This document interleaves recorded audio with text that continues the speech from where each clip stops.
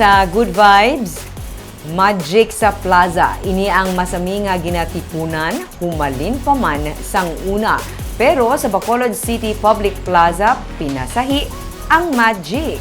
May report si Romeo Subaldo.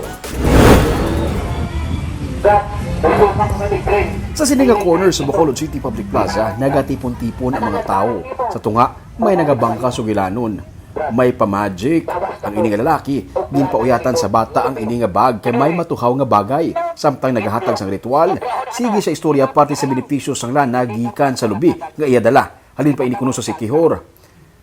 Makadala kuno sang suwerte sa negosyo kag makahatag sang warning sa mga motorista kung may malain nga matabo. Kabukal gani ang lana sir kung mag-drive ka motor sa lakyan, mga truck, imo gindala-dala, driver ka, subong sakon, dalani, hindi pang ibilin kung ga-drive ka. Nga aman, magbukal ganing lana, may ara sign, kanang dalan, mariit na, kung gabukal ang lana. Hindi ka magpadayon, mundo ka. Kaya kung magpadayon ka sir, sa unahan, may ara matabok nga disgrasya. Kay mariit na nga dalan. Nagahulat ang mga tumalanaw kung ano ang unod sang bag sa iya nga magic. Dugay-dugay, nangayo na sang donasyon para sa lana. Wala kuno sang pilitay, voluntaryo lang ang paghatag. Ang lana, ginkuha sa lubi kon Biyernes Santo, kag makapaayo sang hindi mabulong nga balatian, parehas na lang kung mahiluan o kung mahiwitan. Kamita sa negosyo, pangabuhi, tanang sakit brad, basta kapati ka binisaya, lana sa lubi, libon o buwan ay. Kaya pa ako ng sakit, ma'am.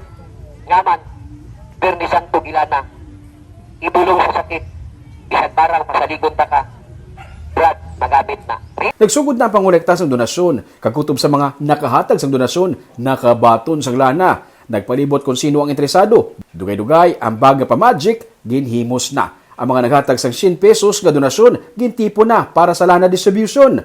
Nag-amat-amat na panghimos ang iyang mga kaupdanan. Wala may natabo nga magic, pero may tagtaganay lang sang lana kutob sa mga naghatag sang donasyon.